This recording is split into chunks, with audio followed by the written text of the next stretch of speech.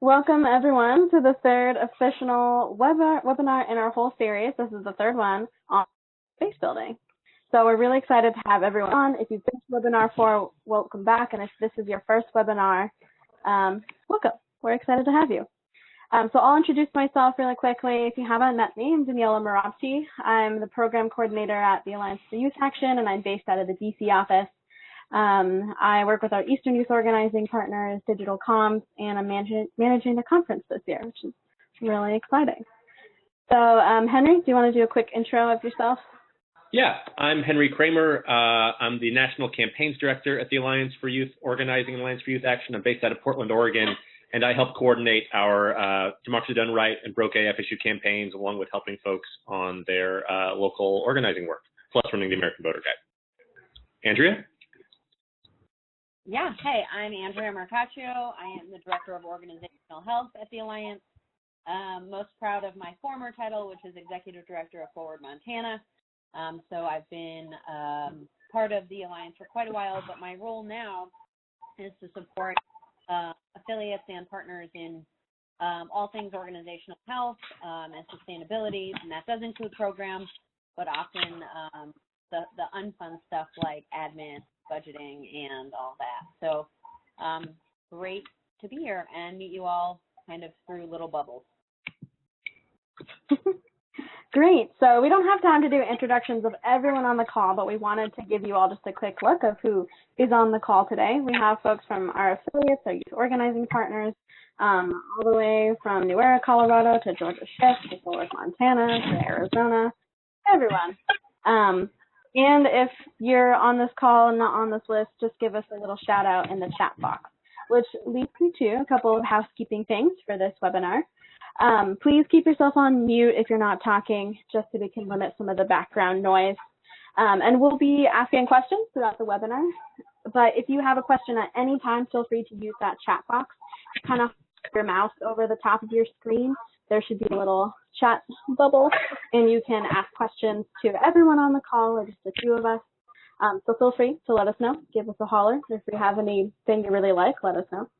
And then if you missed it, Henry is recording this webinar. So if you missed anything, don't worry. We're going to send the recording around to everyone afterwards. So I think that covers everything, and we can get started. Awesome. So today we're talking about base building, a little of what to expect and what we're going to cover in this webinar. So one, we're going to talk about why the base building is so important to the work that we do at our organizations. Two, we're going to walk through a bunch of really good strategies and tactics for building our bases. And then lastly, we're going to discuss how the base building work we do is woven into the rest of the work that we're doing at our organization. So, next slide. At the end of this webinar, we hope, one, that we build a collective understanding of why we're building bases and why it's such a vital practice for growing strong, influential organizations, and then in addition to why, how we actually do that through strategies and tactics. And then we also hope that everyone on the call leaves with actionable items, like tangible things you can do to leverage this relational organizing power to help grow your bases, grow your members, grow your leaders, and overall just ensure that organizations are thriving and powerful. Cool. So with that, I think I'm going to pass it off to Henry.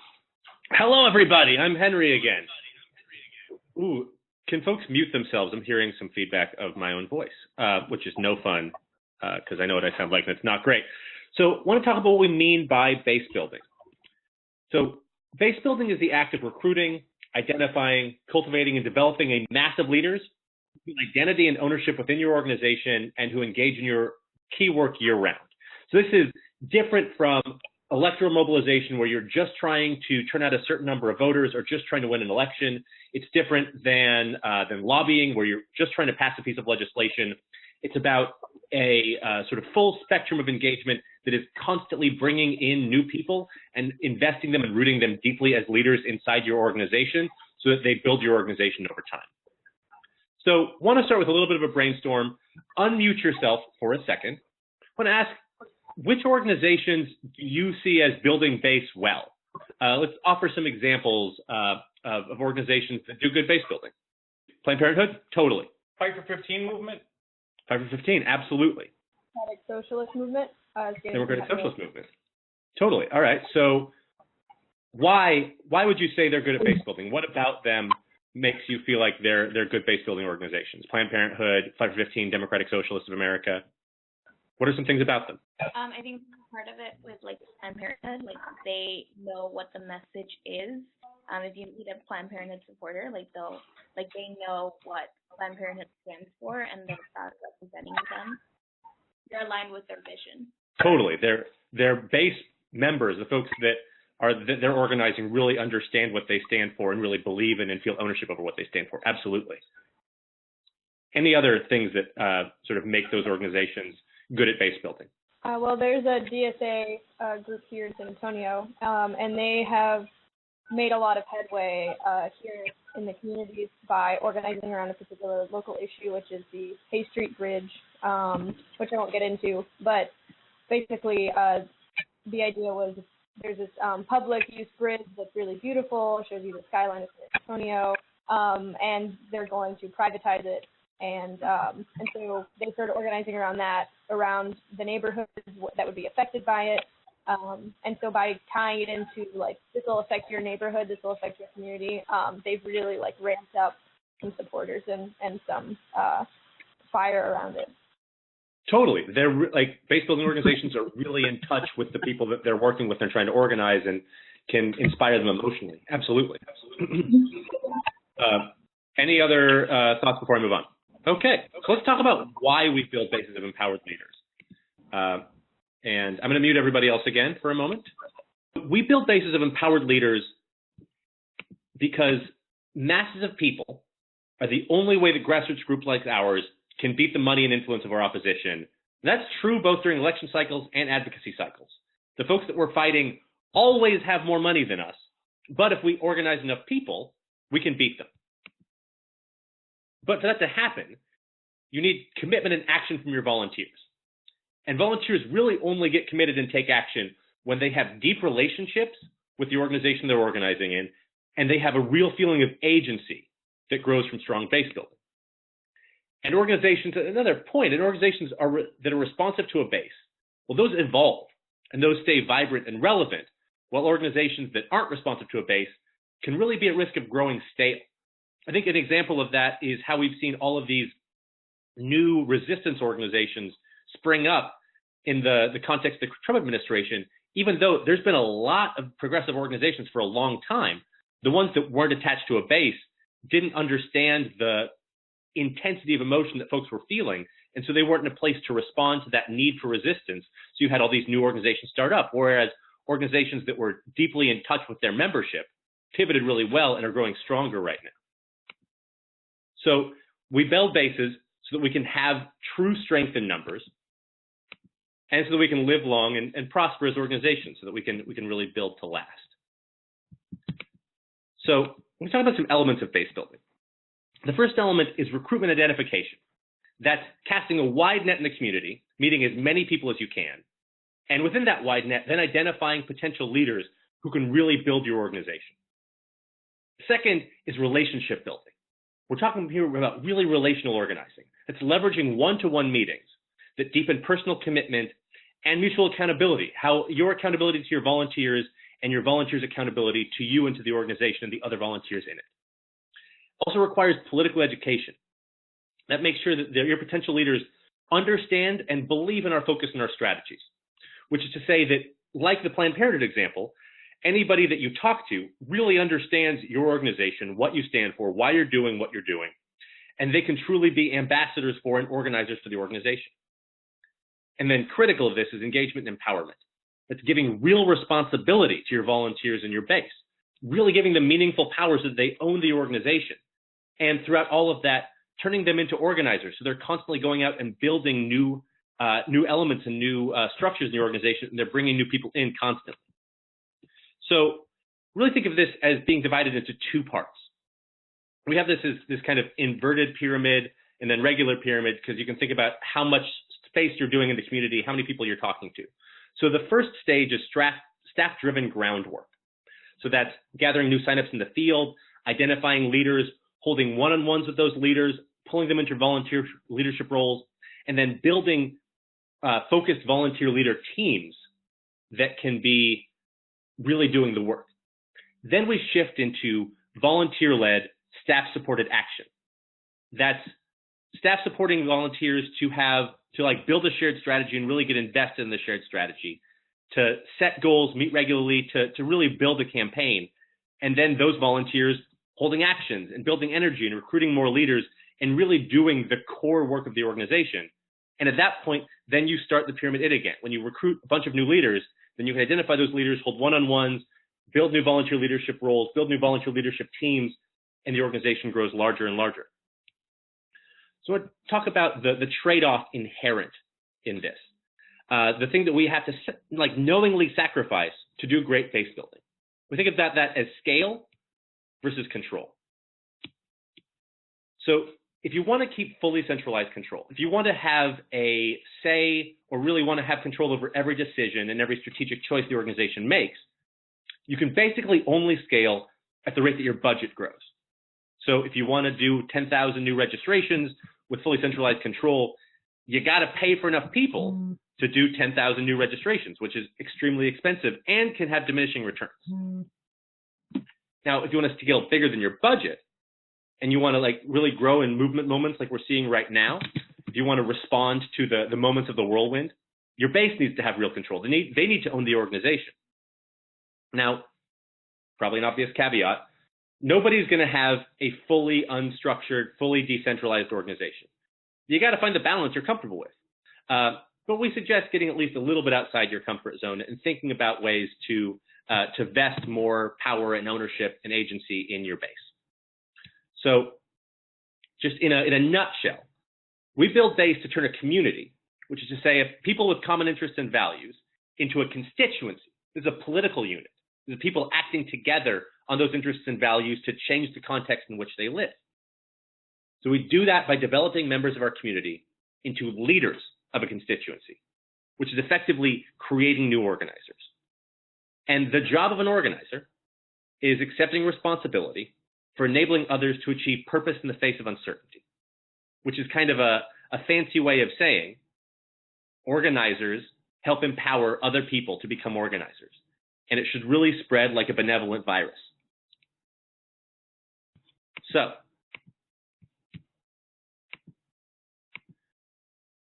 start by talking about recruiting a broad base. We do that by casting a wide net. It's recruiting new signups in the field, just as you would voter registrations or even doing voter registration. This is stuff that folks in this call already know. You do that tabling and site-based canvassing or at events. You do that through class wraps, student group wraps, through engaging people that you meet at other community events. And to make this really work, you got to get your pitch right. You got to make sure that it's simple and includes a really clear, palpable explanation of your current campaign. We've even got this kind of broken down into a recipe. So an organizational explanation, a statement of what you're doing right now with a clear, compelling explanation of the campaign, and then a clear way to plug in. An example of that would be, I'll just say it for the Alliance for Youth Action. Hey, we're the Alliance for Youth Action. We're an organization that builds power for young people across the country from Seattle to Miami. Right now, we're running a Broke AF campaign to give our generation more economic agency and take power in the economy out of the hands of a bunch of rich people on Wall Street and give it to regular people. And right now, we're recruiting new volunteers to join our action teams so we can go out into the field and really confront these Wall Street bankers. Next, once you've done that broad base identification, you've read that broad net casting, you want to identify and make notes of the signups who are especially passionate or excited about the issue or about your work. Now, you got to make sure you have some kind of mechanism for finding those people's information quickly when you return to your headquarters. So generally, you're collecting a bunch of comment cards or a bunch of voter registration cards or petition signatures. You want to have something, be it a little star or an initial next to it, or some mechanism so that when you get back to your office, you can pull those names out really quickly and make sure to prioritize them for follow-up. And you want to make sure you follow up with those potential leaders in no more than 48 hours, and ideally within 24 hours to set up a one-on-one. Now, that's fairly straightforward organizing work, but wanted to make sure that it gets talked about here. And you definitely want to prioritize calling or texting them for that to happen. So like Henry said, one-to-ones are a necessary tool for identifying leaders, building those relationships, building our bases. One-to-ones are these intentional give and take conversations we have with people. It's where we learn about what's important to each other, and all of this for the purpose of building collective power. I muted myself. Great. And one-to-ones, sorry, I'm just going to remind everyone one more time, if you could mute yourselves if you're not talking, picking up some good feedback. Okay, I think that's better. One-to-ones are a way that we can ensure that we see each other, that we learn from each other, grow together. And the important thing about the give and take and the conversational aspect is that they're very open. These are not scripted conversations. They're genuine, they're open-ended, they're really honest, and they're like a fantastic way to get to know these individuals better as people before they come into our work as organizers. So why do we have one-to-ones in our organizing work? One, they help us identify people's interests and what drives them. The better that we can understand the issues that people care about, their interests, the better we understand what actually motivates them and what can connect them to this work. Two, we have one-to-ones so that we can determine our shared values and shared purpose in this work. And understanding those shared purposes and values is essential for aligning our work that we're doing to the organization's overall mission and vision. At the end of the day, we have to make sure that whatever we do is heading back to that. We also have one-to-ones to build strong relationships and commitment to one another. Not only do we want these folks to be deeply engaged and committed to the organization, but we also want them to be committed and accountable to the people that we're working for and working with. And then the last part here is one-to-ones help create these really positive cultural environments. If we are perpetuating this idea that we care about listening to the stories of the people we're organizing with, then that's just going to create this overall cultural environment that people they love and they dig. They want to learn together. They want to feel like they're heard, and they're more likely to listen to others if we are listening to them as well. So I'm going to go over just a few of the nuts and bolts of what a one-to-one is, and then we're going to run through it. So a one-to-one, so important, is a face-to-face conversation. There will always be, hands down, something more powerful between people when they're meeting in person than versus over the phone. And you always want to be in a comfortable place that you can hear folks. Think of like cafes, parks, and homes. A one-to-one is also a meeting that's scheduled in advance, and I think that's what really distinguishes this from just like an impromptu, hey, how are you catching up kind of meeting. You schedule it in advance. It's about 30 minutes to an hour, and it's very distraction-free, right? We want like 100% of our attention given to this person, even though at the end of the one-to-one, we probably want to take some notes. During the one-to-one itself, all of our attention should really be devoted to this individual. And then, like I mentioned before, it's a very open-ended conversation. The questions are meant to get full and informative answers. There's a big difference between like, hey, do you like working on climate issues? And tell me why you are passionate about climate. And then the organizer, us, should be spending most of the time listening in this conversation. We're really here to hear these people's stories. And then lastly, it's purposeful. We have a plan of how we want the one-to-one to go. There's follow-ups, there's reflection. And with that, we're actually going to run through how to conduct a one-to-one. Cool. One of my favorite gifts in the whole presentation. This is the opening and the background to your whole conversation. This is really just to kind of lay out why you're talking to this person, kind of set the stage and make the connection of like, hey, we saw you at this event last week when we were tabling, and I just wanted to catch up and talk to you more about getting involved in our work. And also set the stage for who you are and how you're connected to this work. So after you open up, you set the background, next thing you do is you break the ice. So in breaking that, this is where we just kind of warm up the space, start off with some questions. I mean, you all know how you have conversations with folks. How's your day been? How's your week been? And it's also a good way to kind of find areas of connection or start finding areas of connection. Chat about the event you saw them at. Often us in our work, we're meeting people at tabling or events like candidate forums out in the field. So breaking the ice is a way for us to kind of connect how we met that person into why we're here today. So after you've done all the opening, background, you've broken the ice, now it's time for like the real meat of the one-to-one, and that's personal storytelling and listening. So if you all haven't had a chance to check out this resource, you should. We'll send it after the webinar. But the Story of Self framework by Marshall Ganz is really good because it teaches us how to talk about our lives in a way that builds up to how it connects to the organizing work we're doing today. And your story of self is also something you should kind of have already prepared and be able to whip out when you're talking to organizers, people in the field, because the story of who you are is what people are going to connect with when you talk to them. And so after you talk a little bit about who you are, where you've come from, and how you got here in this organizing work, that's when you really flip it over to them. An important thing here is just to really be open in your personal storytelling. If you are more open and more vulnerable, it will probably make the other person feel like they can open up to you a little bit more as well. And so this is your chance to really start learning about this person, the events in their life that got them to where they are now, and find great places for connections and also to express empathy.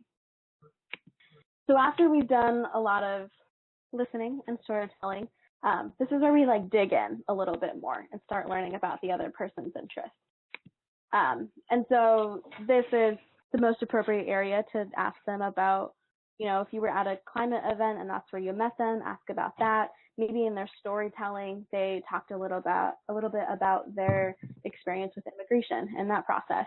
So this is your chance to ask them about what motivates them, what are they passionate about, what really moves them. And also don't be afraid to go a little deeper on if they're passionate about something, why that is, what have they done on it, or maybe they haven't really done so much work in that issue that they care about, and ask them why, like what is stopping them, because the better you can understand some of those barriers for them to engage, the better you can figure out how you can engage them in your organization. And then after that, where we close. We ask for a commitment or a proposition for them to engage in our work, right? Because these one-to-ones are not just these open-ended conversations that exist and happen and then we move on. We need to be able to provide access points for these people to engage in our work. So throughout your conversation, take some mental notes, figure out what would be the best way for this person to engage, because every person is different. And for one person, you might see them as a perfect leader who can come to your next planning meeting, or maybe this is someone who you're not quite sure about yet, but you think it'd be great if they could come to a general event you have in the next coming months. So make the hard ask and build a place for them to be able to engage in your work. And then another thing is to build a web of relationships. These are not just one points of contact with people. These people also have networks. So feel free to ask them if there's anyone else they know that you could meet with and why. So after you've done all that, and they said, oh yeah, I'd love to come, give them all your thank yous, and then set up next steps. We want to set up the expectation from the very beginning with all the people that we're working with that like we care about them. We will set aside time to follow up with them and engage with them. Maybe it's a text the next day, maybe it's an email. Just make sure that they have the expectation that you will be communicating with them and that this one-to-one isn't the end of your engagement with them. So you think that might be it, but as organizers, reflection is super key to these one-to-ones. So after you have your one-to-one, take a minute, jot down some notes about what you learned, about their interests, about their possible roles and connections in the work, and then also reflect on how you did. One-to-ones are not just a strategy that we use, they're a practice that organizers should be using and getting better every single day. So every time you have a one-to-one, reflect on how you did, what could have you done better, what questions you could have asked. And then next, just as you set up a plan with that individual you had a one-to-one with, make a plan for yourself. Where are these notes going to go? Who are you going to talk to review this? How are you going to make sure you end up actually following through with that person? Yeah, so just make sure you have a plan so that the person doesn't fall through the cracks, but that as we build these bases, and if we're having a lot of one-to-ones, every single person is accounted for in all of our work. Cool, so that was a quick rundown of how to conduct a one-to-one. Obviously, that's like our template. You can shift things around a little bit, but that guide has been used by other organizers in the past and has proven to be pretty effective. So here are quick do's and don'ts we have for you as well. So one, like we said before, schedule the conversation. Don't be like weird and unclear about the purpose, length, and time. If they have a good understanding of what the purpose of the conversation is, they'll probably be more likely to say yes and chat with you. Plan to listen and ask questions. Always good to do a little bit of research in advance about this person and craft your questions to get the best out of that conversation. But we're not trying to get specific answers out of them, just to get answers to learn about them in general. So don't try and persuade them to answer in a certain way. Follow the steps of the conversation above. This isn't necessarily a time to like chit chat about personal things going on. So follow the conversation. Make sure it's kind of directed in a way that you can learn about them and they feel connected to the organization. Share your experiences, share your motivations, share your feelings. Like you mentioned before, like this is a place where if you can be a little bit vulnerable and open as an organizer, they will likely be vulnerable too. And maybe they start sharing their story and they open up and they talk for a while, like listen to them, hear them out. Maybe they haven't had someone really engage with them in that way before. Share a vision that articulates a shared set of interests for change. So while you're talking about your story of self, also make it clear like why you're in this work and how that's connected to the organization and how that's connected to possibly how you met this person as well. And then lastly, be clear about next steps, making sure that they don't fall through the cracks and that this person has an easy access point for engaging with your organization. So overall, one-to-ones, such a great and necessary tool for organizing work, building our bases, getting to know people. They should be done regularly. We often don't put enough resources and time into them, but we think they're a really valuable tool. Kick it over to Andrea for talking about team building. Great. Hey, everyone. I just want to be really thoughtful about when we say building teams, we're talking about volunteer teams. So all of this work we've just talked about, you've gone out into the field, you've met people, you've conducted one-on-ones, folks have stepped up and committed to showing up.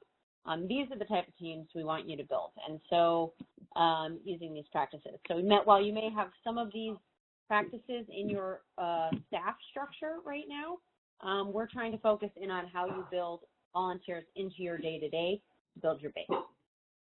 Go to the next slide. Okay, so building strong teams takes intention, it takes time, and it takes adjustment. So your expectations may be different than someone who has 8 years of organizing experience can hit the ground running, right? So we want to go over why we build these teams so that you can get through that adjustment period and understand how they can be most valuable. So helping us get to scale. And I just wanted to take a quick second to kind of define scale. We use that word a lot.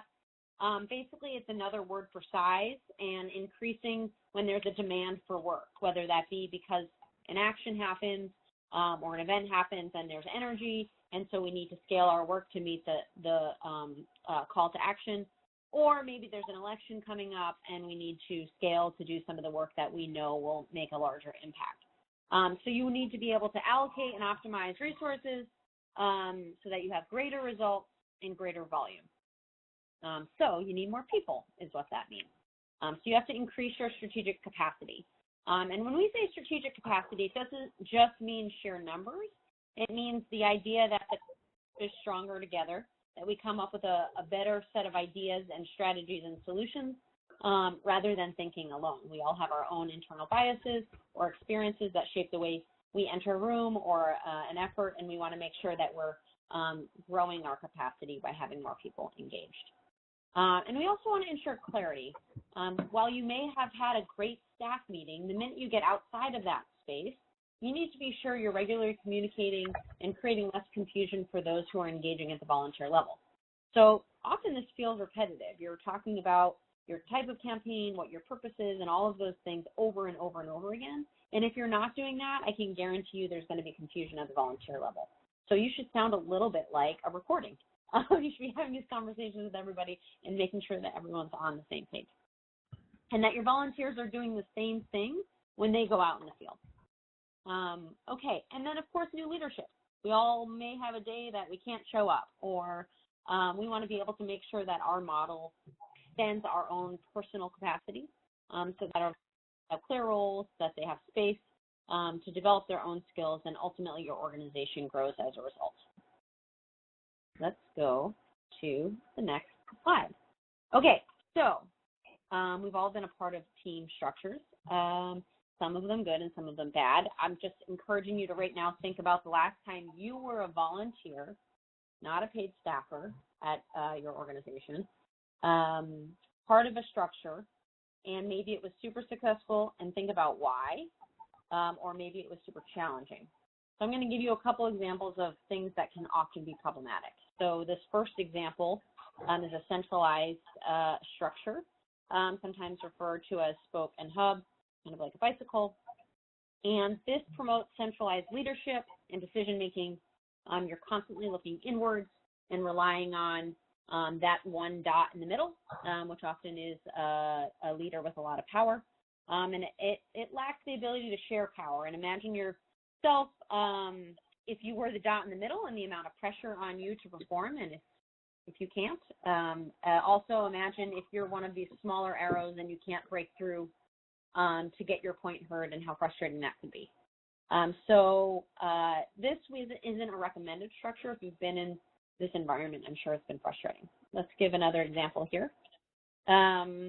This one basically is a bunch of motivated people. Those are the dots in the circle, haphazardly doing work without a plan. So there's no system. And so the questions arise of who's coordinating the event. Well, if every single person is going out thinking they're coordinating the event, you're going to end up with confused people and a lack of clarity, which is a key ingredient, as mentioned before. And then, of course, who's responsible for focusing on the good of the whole and not just one particular piece of this puzzle. And at the end of the day, where does the responsibility lie to make sure things progress? Who's helping make sure that you're evaluating and that the project is moving forward? So with these two problematic examples, we offer a better example, the snowflake model. Now, the term snowflake may not be your favorite, but this represents the structure of basically a more dynamic group of people working together, in which basically the core of it is that you're developing leaders at the same time you're developing yourself. Therefore, there is not one singular person responsible for the entire structure. And if you are in the middle, that your success depends on developing other leaders. If one of these individuals steps down or away or can no longer be a part, that the structure doesn't fall apart. So we'll talk a little bit more about how to keep building this structure.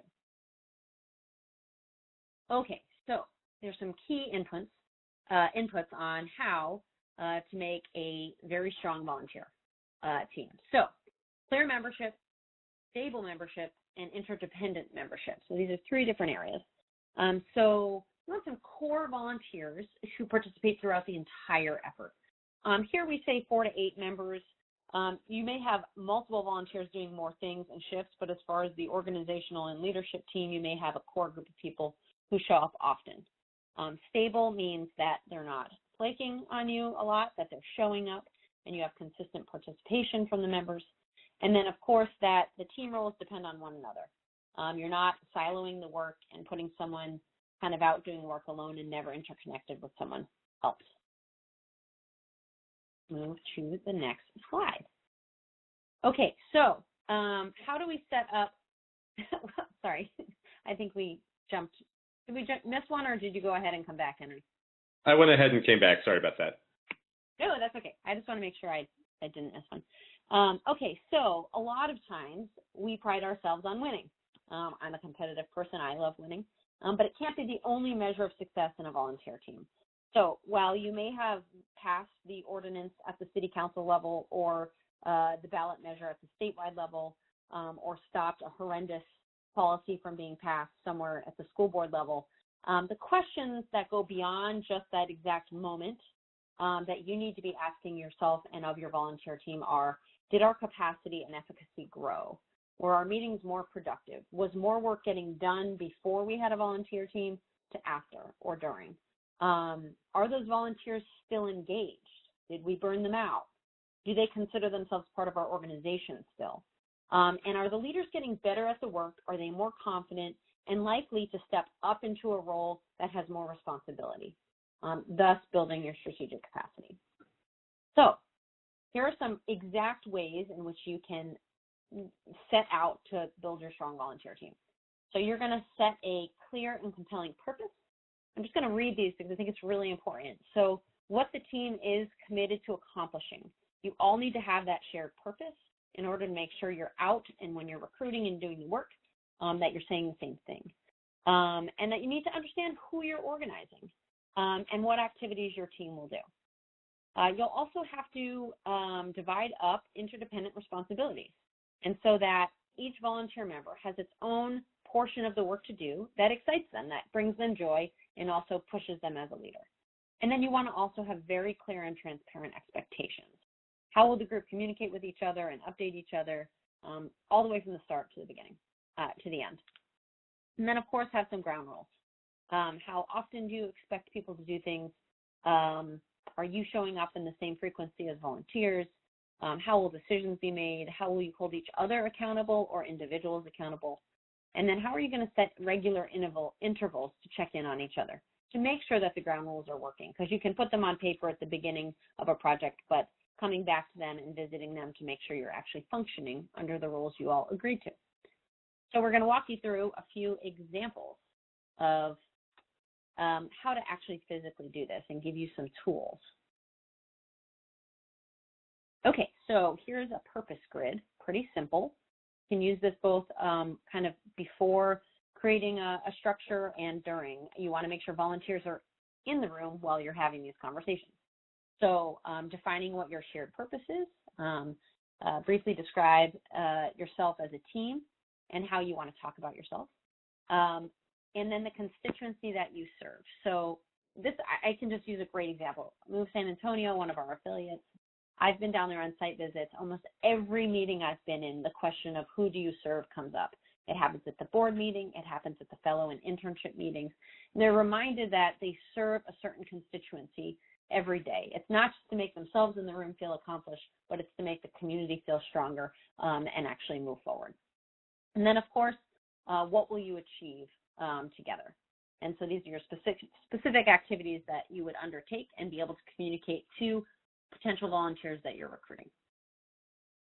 We are going to provide, by the way, these tools empty and as templates for you guys. So after this is over, we'll be circulating these tools, and then I think they're also going to live in our resource library, so I just want to flag that for y'all. Okay, so role division, exercise. I'll just briefly touch on this because you're going to see this in a grid again. So obviously, you want to discuss the necessary roles and the responsibilities of individuals on this team. There's a list here of potential team titles. I think it's important to be really explicit about what people's roles are so that they understand what they're contributing and what is expected. And I think that needs to align with their skills and interests. Worst case scenario is you take a incredibly talented person who wants to be out doing one-on-ones and you give them the role and responsibility of never talking to someone else. You want to make sure that their interests and skills and experiences align with the work you're asking them to do. And then also, of course, want to make sure that the team is in control of how this process works. So they're either stepping up and saying, I'd like to be in that, or another team member is nominating their friend because they know they have the experience and they want to elevate their leadership. So assigning these roles without the team's input can often disrupt that.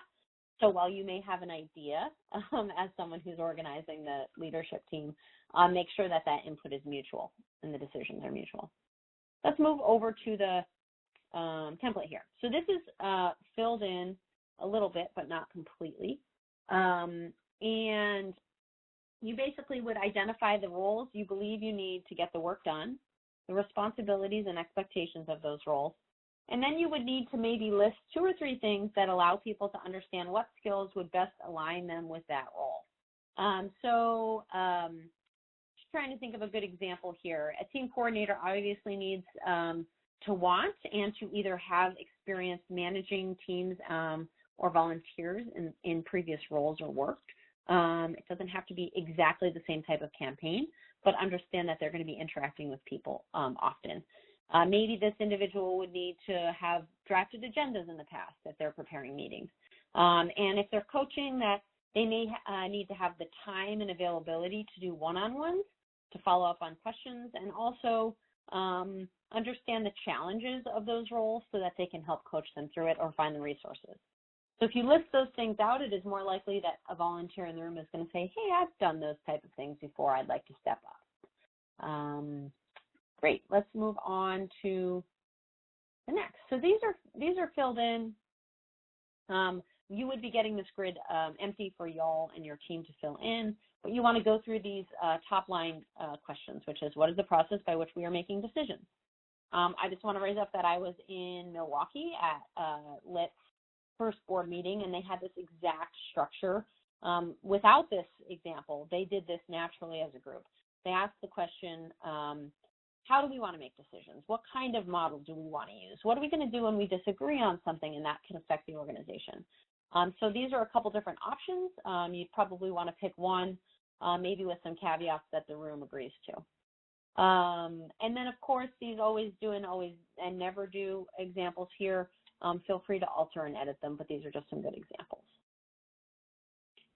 Okay, so meeting management. I think this is really important because when you get a bunch of really riled up, excited volunteers in a room, you want to make sure that you're working towards the goals that you've set. So how are you going to manage your time together, and how are you going to stay on task? And then most importantly, how are you going to hold people accountable? I want to skip down to the last question here and really focus on how will you self-correct if these norms aren't followed. I think we've all been part of a teams where someone's either fallen down or not been able to contribute in the way they originally thought or signed up for, and that can really cause disruption in the kind of unity you need on these teams. So I just wanted to say that a preventative measure that you can take to try to avoid these is by doing this exercise and having your ground rules. And then exercising the practice of repeating ground rules at the beginning of meetings and reiterate them in emails and things to the team so that folks understand that they've committed to these rules. And if folks still aren't practicing the ground rules and are not following the norms, there are 2 to 3 steps that your team should, I would say, proactively identify and say, in the event that these norms aren't followed, here's what we would do. Okay, we believe that the team coordinator should be the first person to have a conversation. That's part of their responsibilities. And they're going to do that face-to-face because these are personal conversations, and we want to give the individual a chance to explain why maybe they aren't following the norms. If the norms aren't corrected or more support is needed, you can address that. If the problem continues, then maybe you have a group discussion. But make sure that you set those standards in advance so that when you do have the conflict, you're not reacting to an individual, but rather to a collective process. Let's move on. Okay, so recruitment. I think this is like the most challenging piece that volunteers maybe haven't been asked to do before in a true volunteer setting. A lot of times, volunteers are asked to go and do voter registration, turn their cards in, maybe do some data, and then go home, and then show up again. We really want to just drill into the brains of you brilliant organizers that these teams are based on the fact that every single person is doing recruitment themselves, and it is the responsibility of everyone on your team. And so, how do you do that? You, communicate that that's an expectation up front, and that they have the responsibility outlined with goals, and that they also have the tools to do that. I think I've been part of teams where we kind of siloed recruitment. I can give you the example. In 2012, we ran a very large voter registration program in Montana for the first time, and we were having trouble filling volunteer shifts. This was halfway through the year. We had nearly hit our goal, and we felt like if someone just spent more time on the phone asking people to do things, that we would fill those shifts. Well, it turns out it's really not one person's responsibility. So after learning that that wasn't a successful model, we built in recruitment goals into day-to-day organizers' experiences. So if you went out and collected 40 voter reg that day, you also had the responsibility of doing 3 one-on-one follow-ups and getting at least one of those people to commit to a shift in the next week. So just make sure that that responsibility is both built in practice and in time and your expectations. And then last, celebrate recruitment. Damn, it's hard to get someone to say, I have time to do something. So celebrate it and constantly place it in the center of your team's conversations or check-ins. Congratulate people for their first successful recruitment exercise, and make sure that you reward that action. Henry? Yeah, sounds good. All right. So in order to have that kind of deep volunteer buy-in that Andrea just talked about, to have these teams actually work, you need shared strategy across your base. So let's talk a little bit about why that is.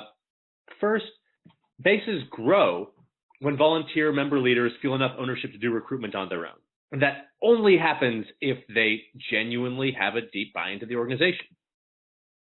But to be able to have them actually have that kind of empowerment, that kind of agency, you have to give them authority and flexibility, which can be really problematic, really hazardous, if they don't have deep base buy-in to your strategy.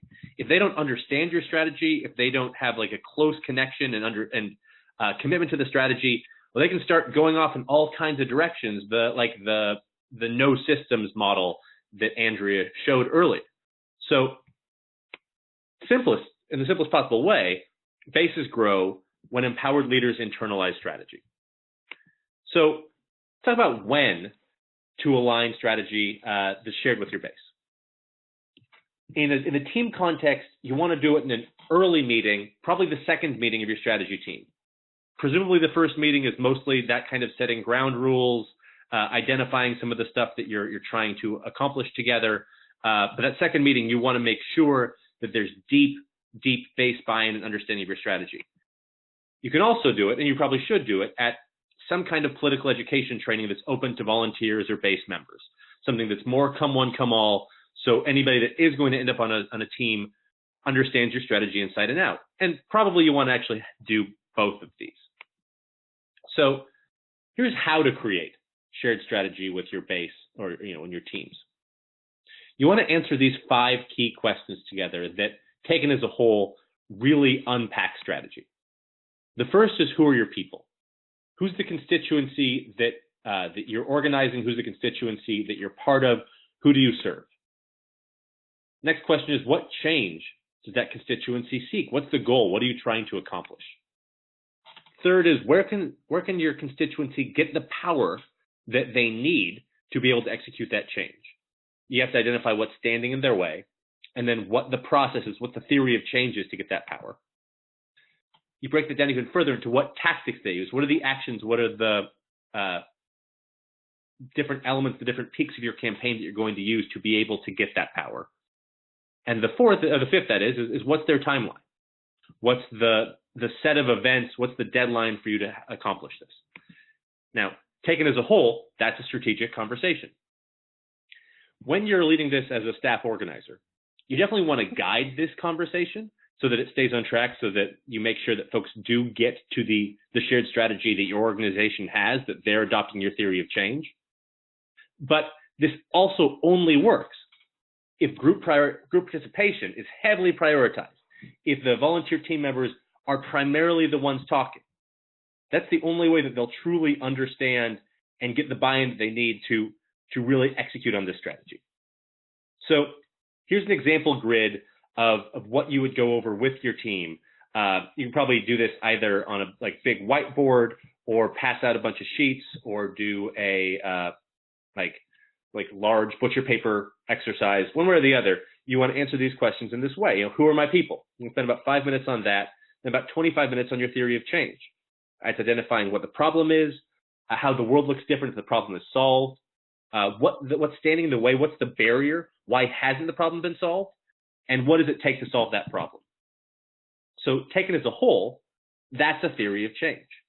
But as you can see, that last bottom right bucket is bigger than the others. There's more to it. In really many ways, those bottom two have a lot more to unpack. So there's some extra work you can do to unpack those. There's 2 understandings of power fundamentally. One is power with, things that we can accomplish just by banding together. And another is power over, things we can accomplish if we take away resources or take the power from somebody else that's standing in our way. So in Power With, to answer those bottom two questions on the last page, you want to identify what resources your people hold that you can use to achieve the goal, why that hasn't been used, what's been standing in the way, probably not an individual actor, but something that is systemic or psychological, and how our people can use those resources in a new way to achieve the goal. That's dealing with Power With. In terms of Power Over, which more likely than not in the political organizing that we're doing is much more of the kind of work that you will be doing, you again want to identify what resources we need to achieve that goal. Then you want to identify who holds those resources now. That's generally the political decision maker. That's the governor, or that's the mayor, or that's the city council. Now, what resources do they have that our actors need? Is it money to open a new school? Is it control over the police department? Is it decision of where voting centers are put? All of this is stuff that you need to determine to be able to take action there. And then you get to the real crux of how our people can leverage what we have, what our people have, to get what they want from the actors. What are the kinds of things that we can do to exert the right amount of pressure to be able to get the actors to come and give us what we want? That last piece is how we get to tactics and timeline. So you brainstorm a list of possible tactics with your team. There's a couple things you want to make sure that follows.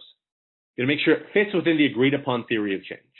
So if your theory of change is intensely political, you probably don't want to have your tactic be, have a sidewalk chalk campaign.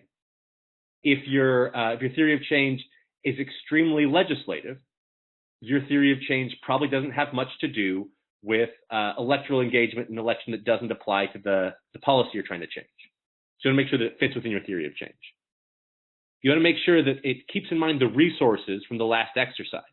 What have you already identified that your base, your constituency has that they can exert to change the minds or spur the action of the folks that you're trying to persuade or to pressure?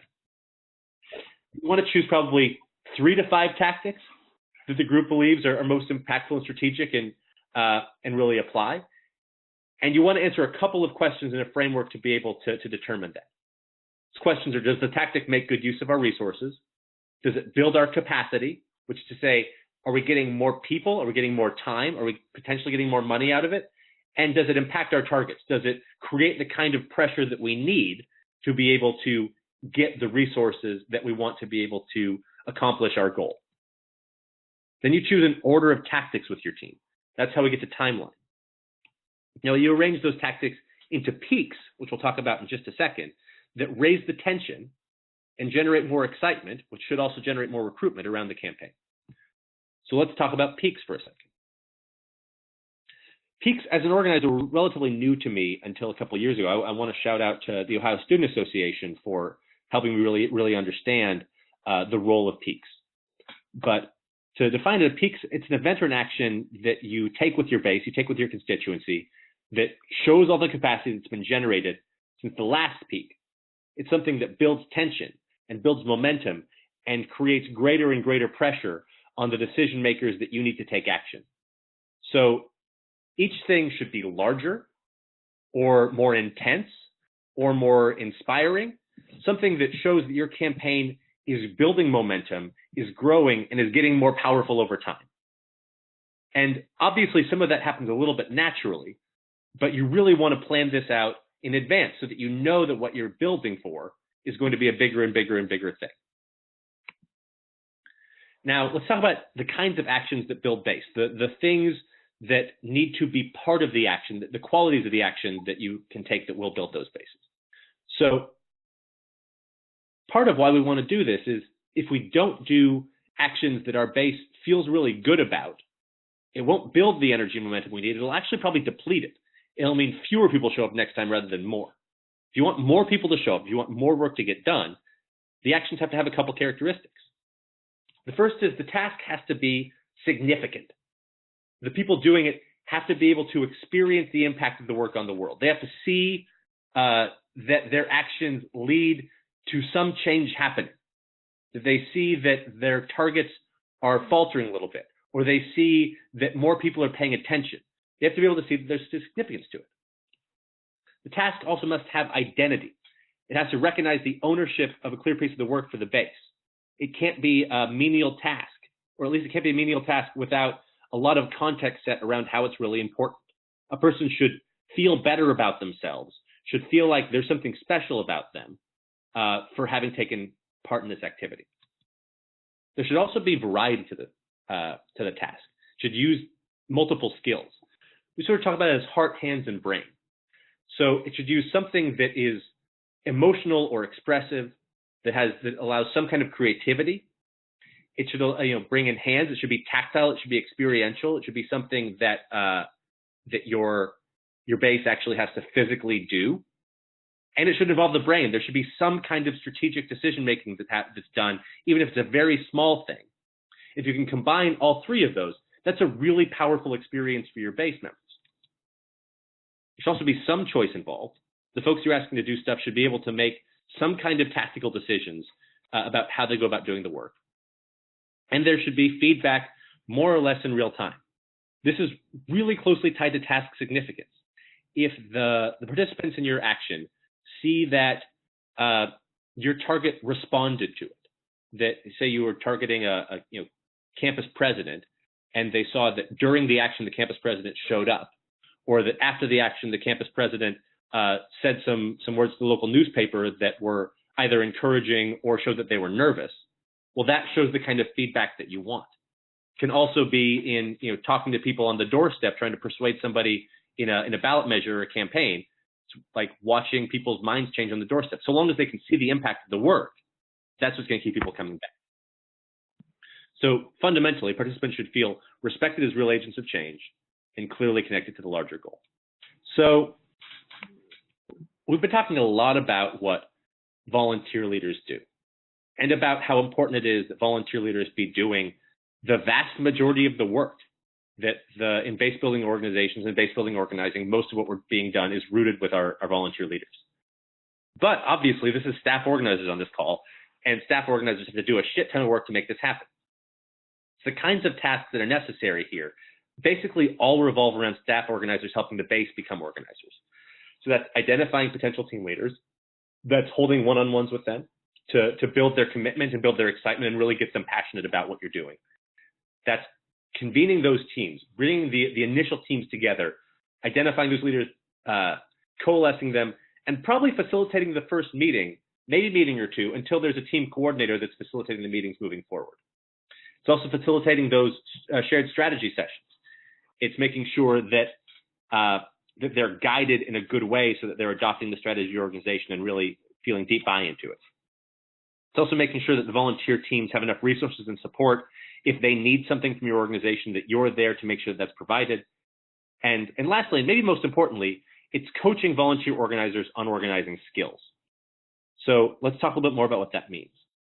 So coaching volunteer organizers goes basically like this. As you're watching them do their organizing, you observe what they're doing and what they're doing, not wrong necessarily, but what they could improve. Then you diagnose what's wrong there. What's standing in the way of their success? Why aren't they doing this in the best possible way?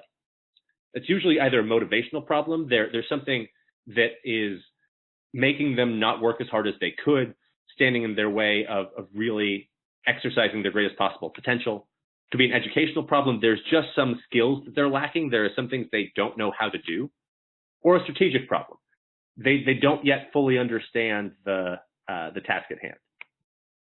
Then you want to intervene. You want to have that kind of one-on-one, or at least some kind of face-to-face individual meeting where you address the issue. Then you debrief with them. What did they learn from that experience? What did they learn from the debrief? What are they going to do differently? And then you monitor them. Then you watch and see if they're growing, and you engage again. So staff organizers fundamentally help the base become organizers. There's a nice little gif about this.